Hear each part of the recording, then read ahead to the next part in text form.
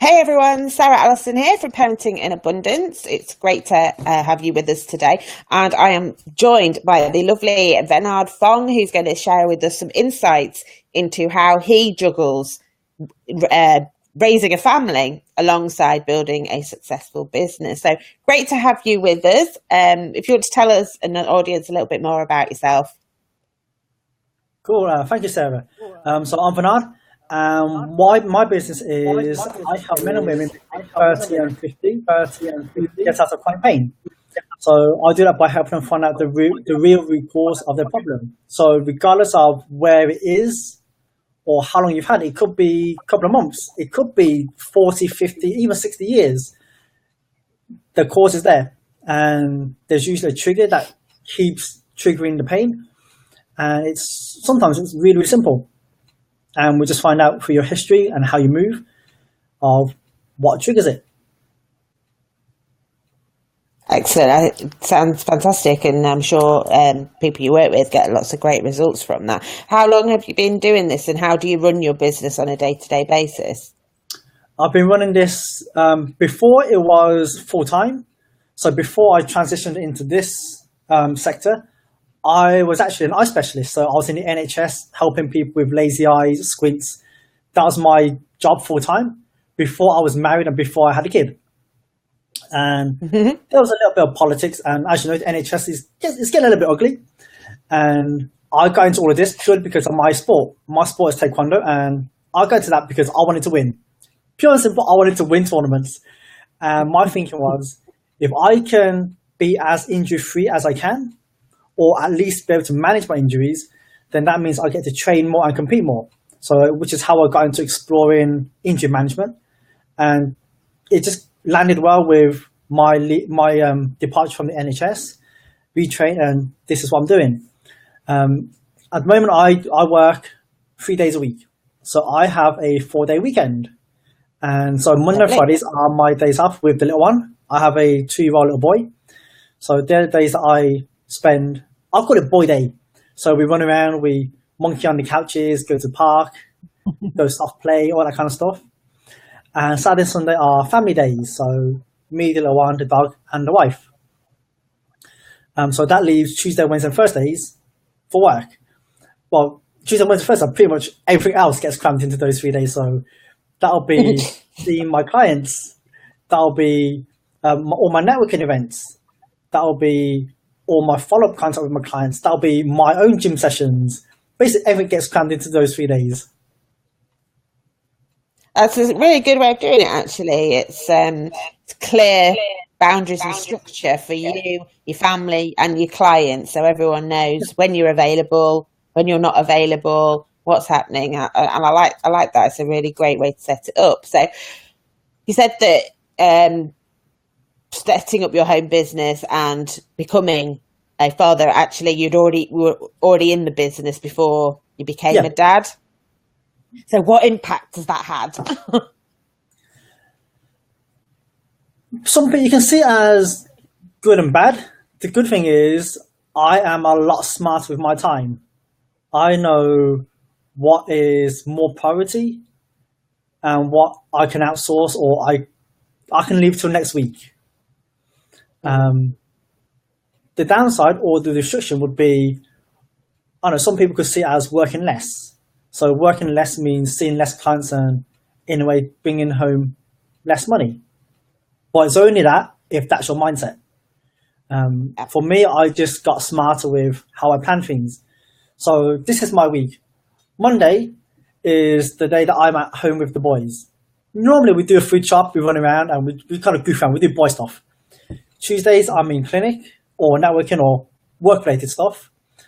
Wednesdays I'm at work and the wife actually has Wednesdays off because she kind of felt a bit bad that I get 4 days with the little one and she only gets evenings and the weekends. So she has Wednesdays off with the little one.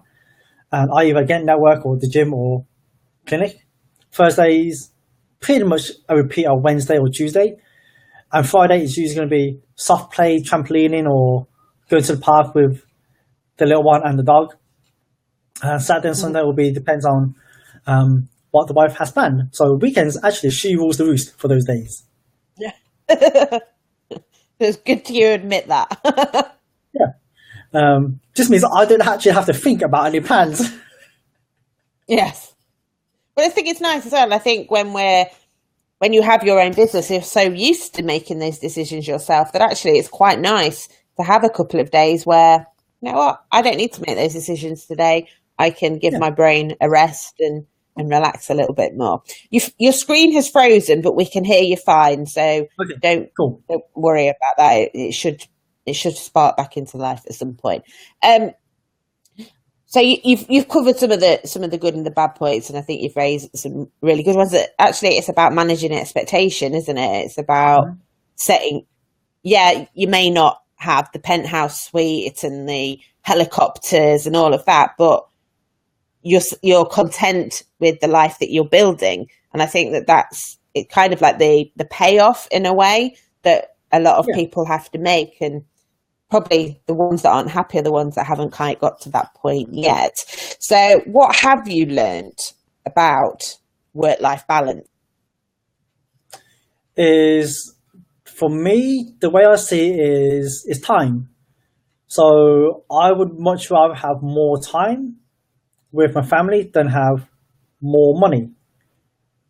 Because, I know, I can be, putting in 7-8 figures, but I'll be working a hell of a lot. I won't really get to see my family. And maybe in, 10, 20, 30, 40 years' time, I will probably, well, not probably, I will be regretting thinking, what if I wish I would have spent more time with the little one. I wish I went to his school nativity play or whatever. That stuff that you can never get back. Whereas now it's more of, hey, little one takes priority, the wife takes priority. We know we have the boundaries of when I work, when she works, and everything revolves around that. So it's like it's very black and white. I love that. I love your attitude. I think your family are very lucky that you've adopted that approach. Because let's face it, money is very tempting. Mm-hmm. We need it. We need it to live. But it riches, the trappings of being rich, can be very tempting to a lot of people. But actually, you've chosen that your richness is going to come from the quality time that you spend with your family. So I think that's an interesting thing on wealth itself, that wealth doesn't have to mean dollars in the bank. It can mean a lot of other things to lots of individuals. And I guess that fits in with your business as well, your philosophy on your business. Yeah, because as well as that is, I see time as being ruthless. Regardless of whether you're a newborn, you're a teenager, you're a single mom or single dad doing 2 jobs, or you may be happily married with kids and you've got 2 or 3 jobs on the go, both parents are working. Or you could be a multimillionaire or billionaire. I don't know, someone like Richard Branson. We all have the same 24 hours. And once it goes, it's gone. And with my own injuries is, I had back injury for 7 years. I was chasing around looking for people to help me with my back pain. And I missed out on a lot of events, like social engagements with the wife, competitions, my own training. And I basically didn't want my clients to go through the same. And a lot of them would have been through a similar path, but it's to stop them from having the next 7 years, 10 years, 15 years of more pain or missing out on more opportunities purely because they're in pain. And it's going to get to the point where, I don't know, they may miss out on Christmas with their family, or they may miss out going to watch their kids' sports day, or, I don't know, that multi-million-pound contract meeting they have at work. Because when you're in pain, you can't concentrate. So it's about enabling people to be pain-free so that they have more time to actually get on and enjoy their life. Oh, that's brilliant. And I can see from the way you speak that how you share your values, actually, they're very clear, and they're across all areas of your life, and not just business values. They're your parenting values, they're your client interaction values. It's all the very same message, which is that value of living and wealthy, but in other in ways that bring about more happiness and more of a positive mindset. And so it is. So how do you think that has impacted in terms of, but from both sides really? So how has your business impacted on you being a parent, and how has your being a parent impacted on you with your clients? It's allowed me to be, well, obviously I've developed more patience. Patience as in more listening skills. Because when you have a 2-year-old, you can't really go, yeah, nah, we can't do that. Or no, you just have to wait it out or listen and then come to a compromise. Usually a 2-year-old wins, but it just helps me to develop my own patience. For my business, for business, it helps my clients because I've always been known as quite a competitive type of person. It's all full top gear, straight on, go, go, go, go, go, green light. But sometimes I need to rein it back. So I may not, with a client, I may not have to go into top gear straight away. I may need to kind of go in first or second gear and just slowly develop it with my clients.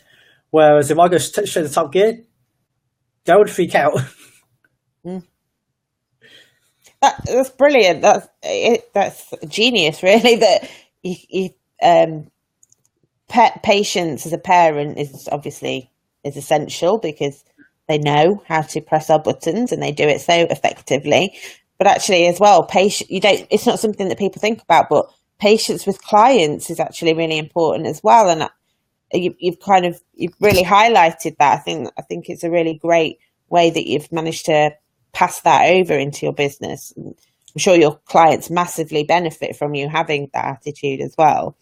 Last question. I want to be pain-free now. And I'm like, okay, you've had this problem for 40 years.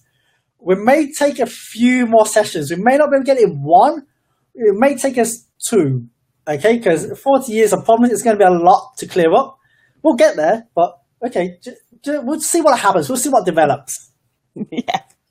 Well, don't we all? Isn't it? Everyone wants a quick fix. The society we live in, but like you say, patience and teaching that and showing that patience is actually.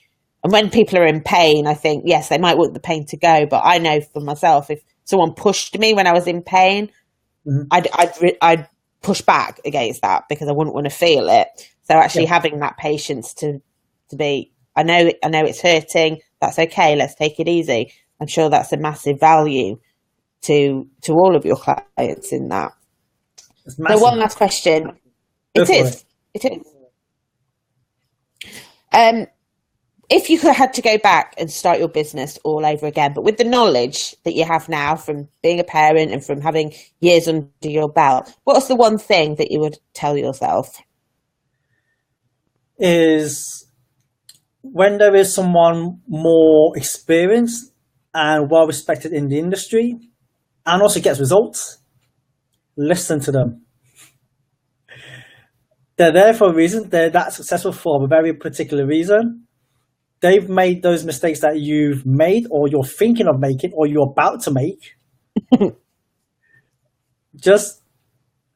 know it might be a hit to the ego and your pride is going to get a bit knocked and you're probably thinking, well, I want to do it this way. No.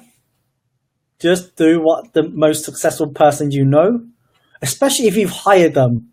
If you've hired a professional, a coach, a mentor, do what they tell you to do. I love that. And I think, yeah, I can relate to that very much. I think it's the two things, because I think as self-employed people, we're naturally very independent and naturally we kind of self-motivate and we want to do things our own way. But like you very eloquently put, that actually sometimes the best bet is just to listen and learn and then implement what you've been told, rather than trying to do do it your own way or make the same mistakes that someone else has made and it didn't work. So yeah, that's definitely resonated with me very, very pertinently, I'm afraid. Thank you so much. Entrepreneurs, a lot of entrepreneurs and business owners, self-employed business owners go through it all. I've been through it numerous times, both as a competitor in martial arts and also as a business owner. It's like, yeah, this is my way and this is what I'm going to do. Now that I've matured, especially having a little one, is I realized that every single concept, approach, strategy isn't new. It's just a cycle of things. So in my sector, at the moment, like yoga and Pilates, it's a big thing. It's a massive boom in that. 5 years ago, it wasn't really, it was well known, but it wasn't as well known as it is now. And if you go back even further, there was one point where it was a massive, super popular, and it keeps going on a cycle. So at the moment, it's Facebook engagements and Facebook page and groups. Eventually, it's all going to be saturated, and then we're going to move on to something different. And then eventually, we'll be back onto groups. So it's nothing new. It's just the cycle of things. And these mentors, coaches, leading pioneers, they're the ones that are like investing a lot to push these boundaries. And if they're doing it and they're getting success and you're hiring them, get your money's worth. Listen to them. all perfectly put, and I think hits a lot of nerves with probably a lot of people that are watching this. And we all want to be a pioneer, don't we? That's why we set up our own business. We want to set ourselves apart. But actually, like you said, that there are, I think Tony Robbins said, success leaves clues. And I think that that's something that we all need to be aware of, and to, like you say, put our ego aside a little bit and just listen and learn. Yeah, it's been an absolute pleasure. That bit of a drive. But yeah, so we have a mutual friend, Mr. Dan Meredith. Yes. He's super successful. He's successful for a particular reason. And when he talks, I shut up and listen. But other than that, like all the stuff he puts out, it's stuff he's tried and tested, and it works. And this is the thing, like I say, these people are generous in giving you their time and their teachings, and you'd be a fool to not listen and take that on board. And yeah, we're very fortunate that Dan is incredibly generous with what he shares. And I mean, every day I'm overwhelmed by how much there is within that group. And obviously it's allowed us to connect with one another, which has been a fantastic outcome. So I'm really pleased to have had this opportunity to speak to you, and I'm sure that our listeners will get an amazing amount of value from what you've just said. A lot of key points in there from both a business and a parenting point of view. So thank you. It has been an absolute pleasure to speak to you. And thank you to everyone who has been watching. Keep your eye out for the next interview. Take care, everyone, and we will speak soon. Bye-bye. Cool. See ya.